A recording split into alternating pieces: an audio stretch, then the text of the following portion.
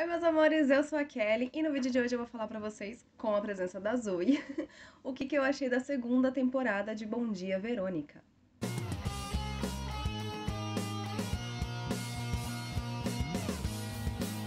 Essa segunda temporada ela deixa a gente preso do início ao fim, mas eu preciso deixar aqui pra vocês um alerta de gatilho, que essa série ela contém violência doméstica, violência sexual e abuso infantil, e pode haver outros gatilhos aí que eu não tenha identificado, então fico alerta pra vocês, tá? A primeira temporada ela foi baseada em um livro, né, de mesmo nome, mas a segunda temporada não teve livro. Existiu aí um boato de que iria ter dois livros, ia ser uma trilogia, na verdade, né? Bom Dia, Verônica, Boa Tarde, Verônica e Boa Noite, Verônica, que seria o segundo e o terceiro. Mas esses livros não saíram e saiu a segunda temporada. Então, assim, não sei se ainda vai existir o lançamento desses livros ou não, mas até então, até este momento que eu estou gravando esse vídeo, não saiu livro nenhum e a segunda temporada ela foi feita, roteirizada para a Netflix direto. Na primeira temporada, a Verônica ela começa a investigar esses dois crimes, que nem eu comentei com vocês, e aí ela descobre que tem uma máfia envolvendo um orfanato. Então, quando ela termina, né, a primeira temporada, ela descobre, ela consegue solucionar os casos, e quando ela descobre essa máfia, ela resolve investigar mais a fundo e tentar descobrir quem que é o chefão, quais são os crimes que estão envolvidos ali. Só que para isso, ela precisa forjar a própria morte, senão ela acaba colocando a família dela em risco. Então ela forja a própria morte e ela passa a utilizar a identidade de uma das vítimas de um dos casos que ela estava investigando, que é a Janete. Então, a partir da segunda temporada, a gente vai ver a Verônica utilizando essa identidade falsa. Na segunda temporada, nós vamos conhecer um novo vilão, que, na minha opinião, é o mais odioso e o mais nojento que podia existir e consegue ser pior do que o primeiro. Aqui a gente vai conhecer o Matias, que é interpretado pelo ator Reinaldo Giannichini. E assim, o ator está incrível. Ele conseguiu fazer um personagem que a gente odeia do começo ao fim. O que acontece? O Matias, ele é um líder espiritual, é um líder religioso. E assim, a série ela não especifica nenhuma religião, acredito que até para não atacar e não criar nenhuma hostilidade com nenhuma religião em específica. Passou uma moto, eu espero que não tenha dado para ouvir. Eles não colocaram nenhuma religião específica, acredito que para, né, não criar nenhum tipo de hostilidade, nem nada do tipo. Então fica só subentendido que ele é um líder religioso, ele tem uma igreja própria e tudo mais, não tem placa, não tem nome nem nada. E ele tem ali a família dele que é perfeita, ele é muito bem visto ali por aquela igreja, as pessoas seguem ele, fazem tudo que ele fala, e ele utiliza de um dom que ele diz ter para curar as doenças do povo que está ali na igreja.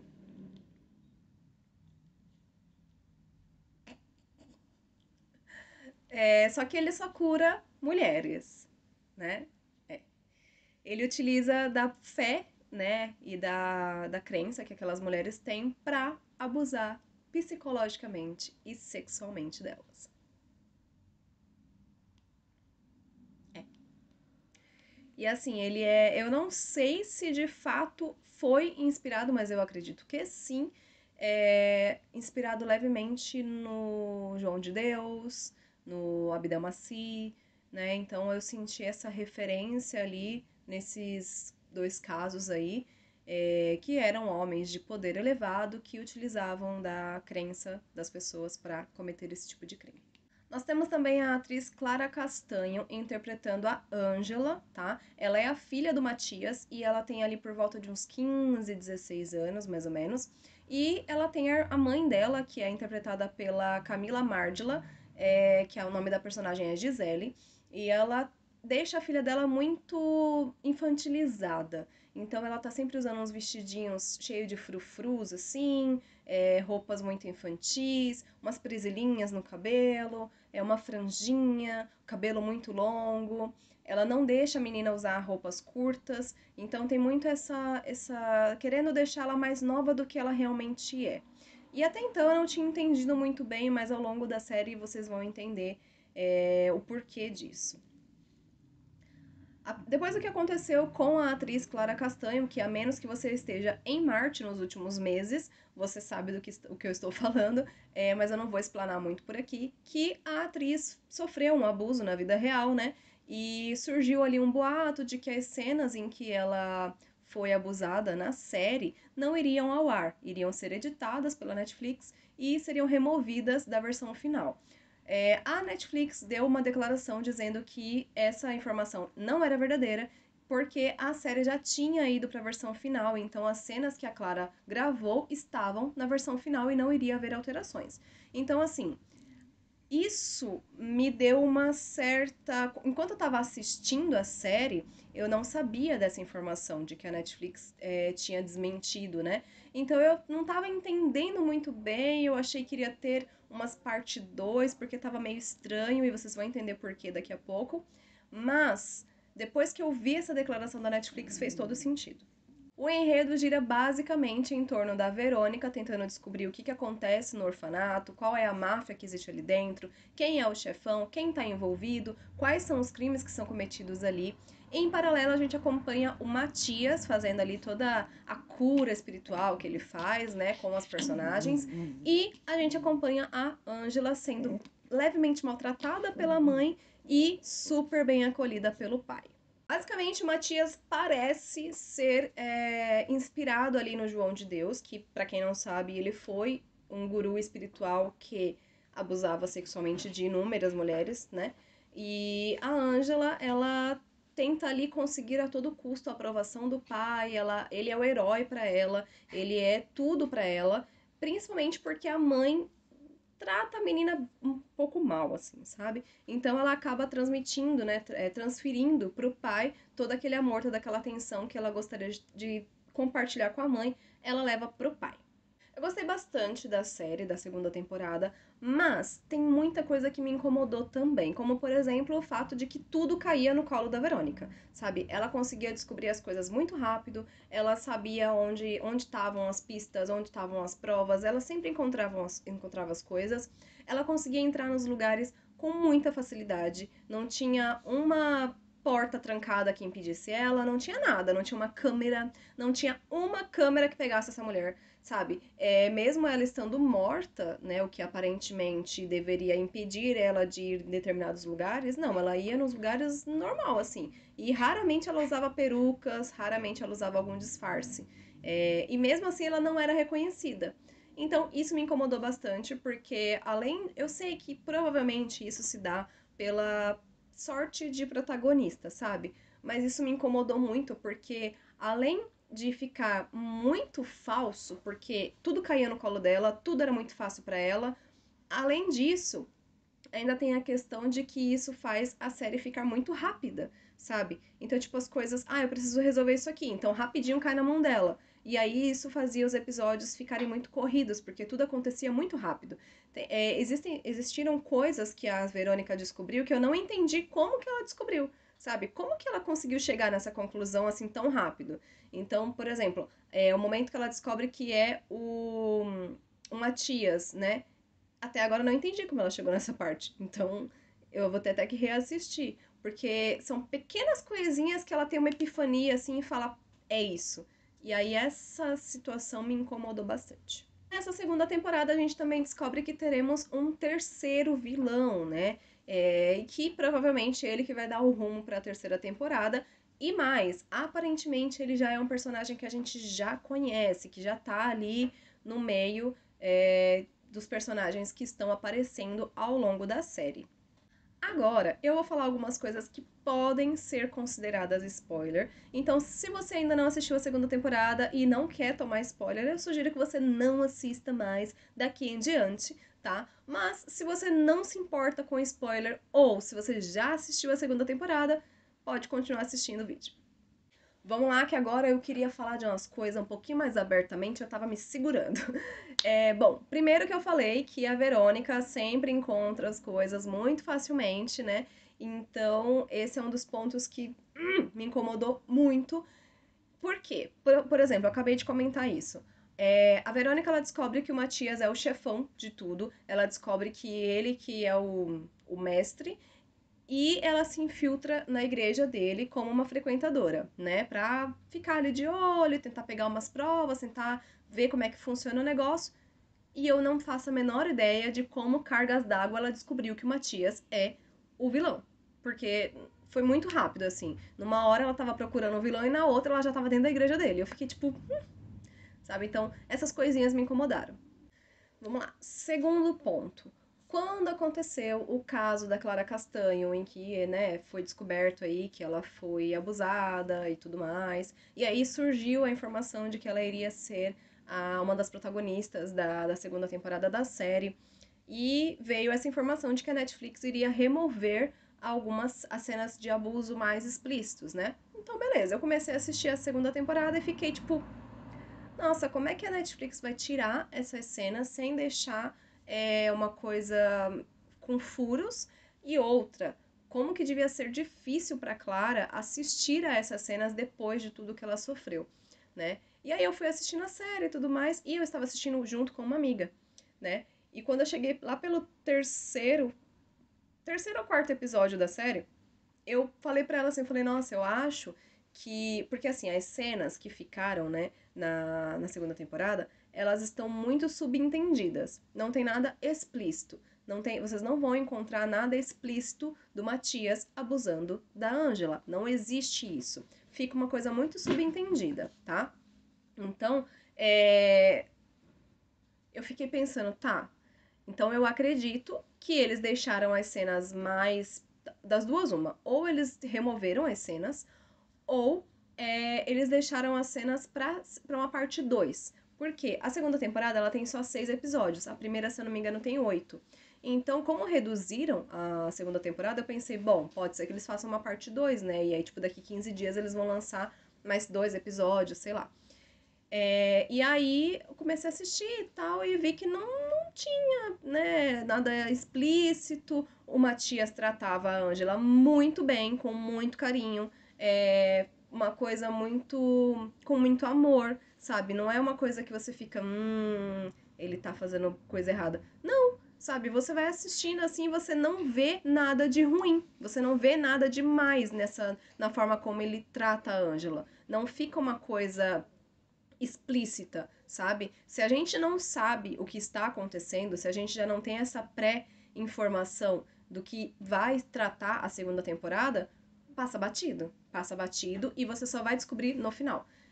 Como a gente já tinha essa informação do que se tratava a história do Matias com a Ângela, então a gente olha o toque, o jeito de olhar, o jeito de falar com outros olhos. A gente já fica, ele tá fazendo merda. Só que aí, se você não tem essa informação, passa batido, porque ele não é explícito, não é nada explícito.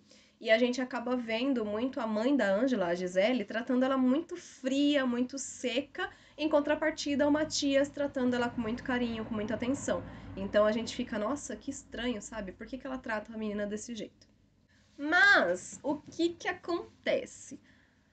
A Ângela, ela sofre abusos físicos e psicológicos.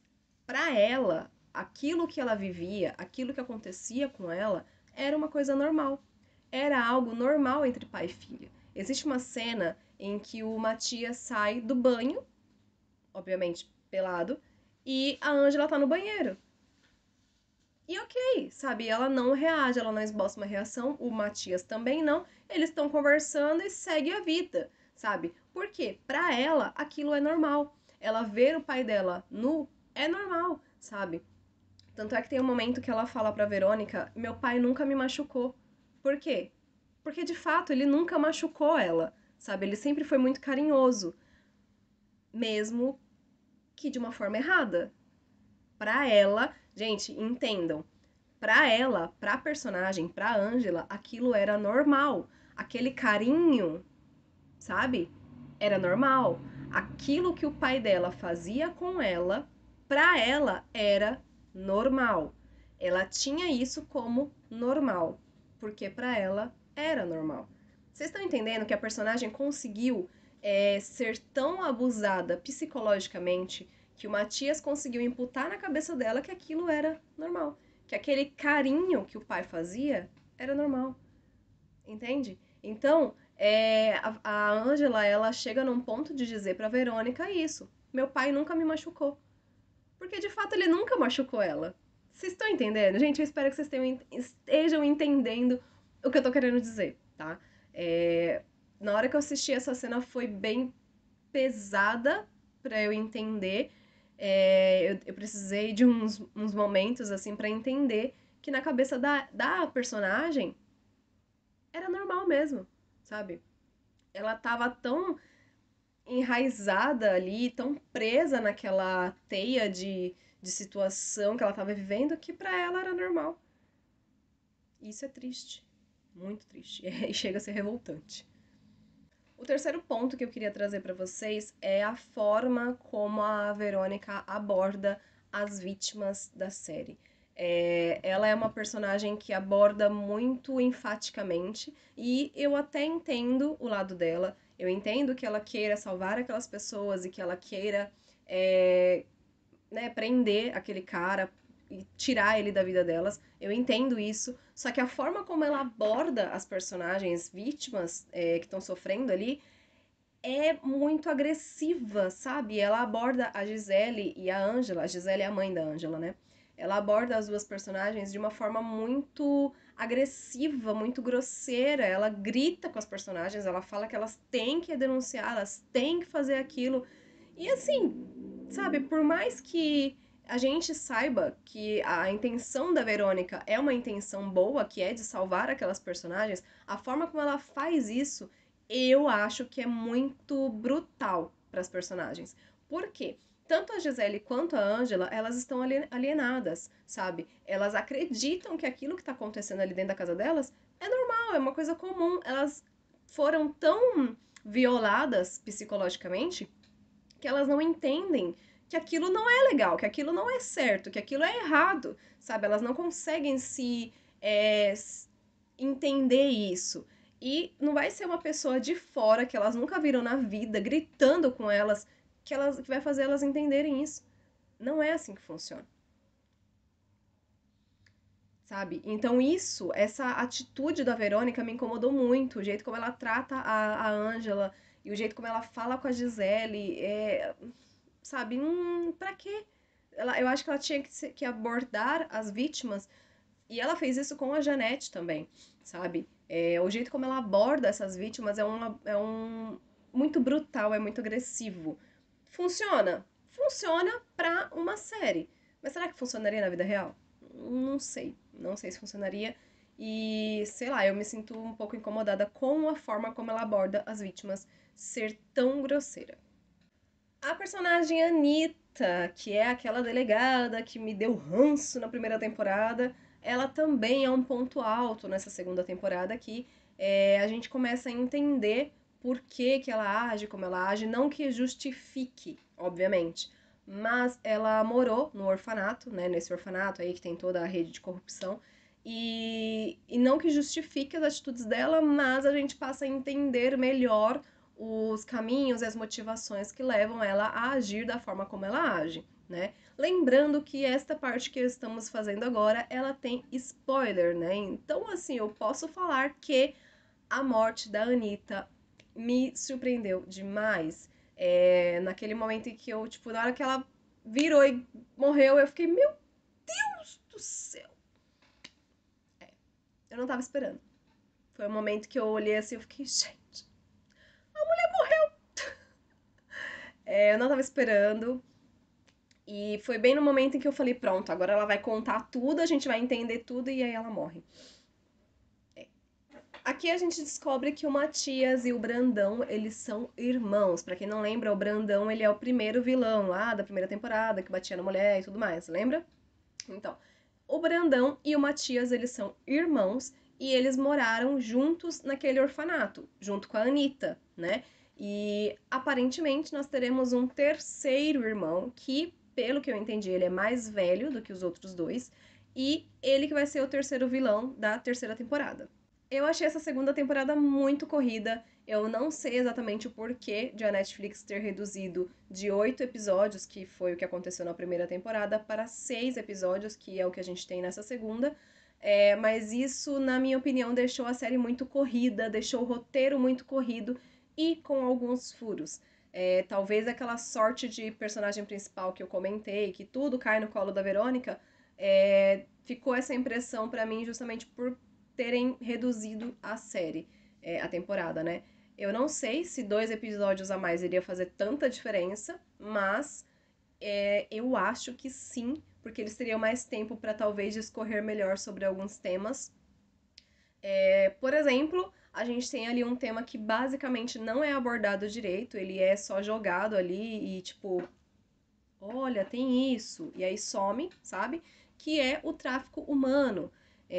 O orfanato ele tem algumas. É uma máfia, como eu comentei, e dentro dessa máfia existem alguns crimes que são realizados ali dentro. Não só a fachada da igreja do Matias, para ele poder cometer os crimes dele de abuso, mas também tem o crime de tráfico de humanos. O que acontece? Dentro do orfanato, eles pegam as crianças e tudo mais, e as crianças vão crescendo ali dentro daquele orfanato. Conforme as crianças vão crescendo, eles vão treinando essas crianças. Então, existe treinamento de tiro, existe treinamento como se fosse uma coisa do exército mesmo, sabe? Eles correm, eles fazem luta, eles fazem exercício pra ficar fisicamente aptos e chega num determinado ponto em que a diretoria do orfanato faz uma seleção. Essa seleção vai separar os. Ai, como é que eu posso falar? Os adolescentes, porque na maioria é adolescente, que estão aptos a ingressarem ali na máfia do orfanato, né? E os adolescentes que não estão aptos, eles simplesmente fazem o tráfico, tá? Então, aqueles personagens que são fortes, determinados, que têm uma boa mira do tiro, que tem ali uma aptidão física e tudo mais, esses personagens, esses adolescentes são separados e eles vão ser treinados para ingressar na máfia do orfanato. Por exemplo, aconteceu isso com a Anitta, aconteceu isso com. Tem um rapaz que eu não vou me lembrar o nome dele agora, mas ele virou um advogado, se não me engano, promotor, alguma coisa assim, e ele era desse orfanato. Então, são pessoas que vão sendo treinadas para alcançar cargos altos na sociedade e com isso, o orfanato consegue, a máfia do orfanato, né, consegue colocar pessoas de dentro da máfia em pontos estratégicos da sociedade. As pessoas que não se enquadram nessa rede nessa peneira aí que eles fazem, são enviadas para o tráfico humano. E aí, né, são vendidas para inúmeras coisas, uma delas é a prostituição fora do país. Esse assunto do tráfico humano, eu sinto que ele foi jogado na série e ele não teve a explicação, o cuidado, sabe, a atenção devida. Eu acho que o assunto do tráfico humano não teve a atenção que deveria ter tido na série. Ficou uma coisa muito jogada e pronto, acabou o assunto, sabe? Então, acho que eles deveriam ter desenrolado um pouco melhor e por isso os 2 episódios a mais eu acredito que faria a diferença sim. Tem um momento em que a Verônica, ela vai ali, né, conversar com a Gisele, que é a mãe da Ângela, e elas estão conversando e tal, e é naquele momento já no finalzinho, assim, que a gente descobre o porquê que a Gisele tratava a Ângela daquele jeito, porquê que a Gisele vestia a Ângela daquele jeito, a gente começa a entender isso, e chega num ponto em que a Gisele fala assim, por que que ela teve que crescer? Gente, essa frase me doeu tanto, porque mostra tudo. Aquela frase definiu a série inteira, definiu a história inteira, sabe? Mas eu tava, como eu falei, eu tava assistindo com uma amiga minha e eu falei pra ela, às vezes a mulher não precisa nem crescer pra passar pelo que a Angela tava passando. E aí a gente tem a cena final dessa segunda temporada em que tem aquela adrenalina de perseguição, porque a Verônica está seguindo o Matias porque ele simplesmente raptou a Angela, né, e tá levando ela para fora do país. Eu acho que não é nem do país, eu acho que é do estado, porque ele tá de helicóptero. Mas enfim, isso não vem ao caso. Ele tá sequestrando a menina E a Verônica tá perseguindo os dois e tudo mais. E chega no momento em que ela aponta uma arma para a cabeça do Matias. E aí, gente, ela tinha tudo na palma da mão para encerrar o assunto, para acabar com aquele cara. E o que ela faz? Ela prende ele. Ela só prende ele. Era só ter dado um tiro na fuça. E ela só prende ele. Não venham me dizer, não, podem me julgar, podem me cancelar, mas neste caso, eu não acho que deveria ter direitos humanos. Me julguem. Ele tinha que ter morrido. Ela tinha que ter dado um tiro na fuça dele, tá? É, só isso. E assim, pra piorar mais ainda a minha revolta, na cena final, ele tá em prisão domiciliar. É. Não que isso não retrate a realidade, né? Porque o próprio João de Deus ficou em prisão domiciliar, o Roger Abdelmaci também ficou em prisão domiciliar. Se é que não estão ainda hoje, mas eu sei que eles estavam. E assim, isso retrata muito a realidade, mas custava matar ele? Custava? Não custava matar ele, porque assim, é a série, entendeu? Na série, gente, série, filme, essas coisas, nem sempre serve pra retratar a realidade, não, entendeu? Às vezes a gente só quer assistir uma série ali pra ver coisas que não existem, entendeu? É por isso que eu gosto de Velozes e Furiosos, que eles pulam de um prédio pro outro com um carro, entendeu? Se eu quisesse ver realidade, eu assisti o quê? Jornal Nacional, entendeu? Mas não, ela tinha que fazer o quê? Prender o cara. Acho que deu pra expressar o tanto da minha revolta, né? Beleza, vamos partir pro próximo ponto. Sobre a terceira temporada, eu tenho uma teoria. Não formulei muitas teorias. A única que eu tenho é de que provavelmente será baseado em pedofilia, tá? Por que eu cheguei nessa conclusão? A primeira temporada ela é baseada em violência doméstica e abuso. A segunda temporada é baseada em violência sexual. Na terceira temporada, eu acredito que seria pedofilia, porque na última cena, o Matias ele entrega a foto da filha da Verônica para o terceiro vilão, que eu acredito que seja o irmão mais velho dele, né? E ele entrega essa foto para esse terceiro vilão e fala assim: ela te agrada? Então essa frase me deixa a entender, me dá a entender que será voltado para essa questão mais de abuso infantil.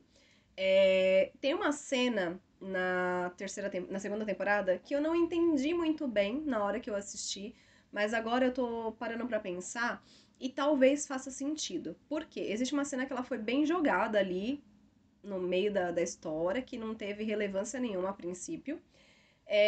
Que é o seguinte: a filha da Verônica, que eu não lembro o nome dela agora, ela tá deitada ali no sofá e tá mexendo no celular. O irmão dela tá de um lado, ela tá do outro mexendo no celular, vai passar um carro. E aí ela tá mexendo ali no Instagram. E um carinha, um rapaz, chama ela, manda mensagem pra ela, e ela não conhece esse rapaz, ela pergunta quem que é, e ele fala: "Ah, eu te vi no treino, parece que ela faz natação", e aí ele viu ela nesse treino de natação. E ela não conhece esse rapaz, e aí ela bloqueia o celular, porque a mãe dela chega, ela bloqueia o celular e segue a vida. E ficou, é uma cena de 2 minutos, nem isso talvez, que foi jogada ali na segunda temporada. E eu fiquei tipo, nossa, nada a ver, não desenrolaram isso, sabe? E parando para pensar agora, talvez esse perfil seja um perfil fake.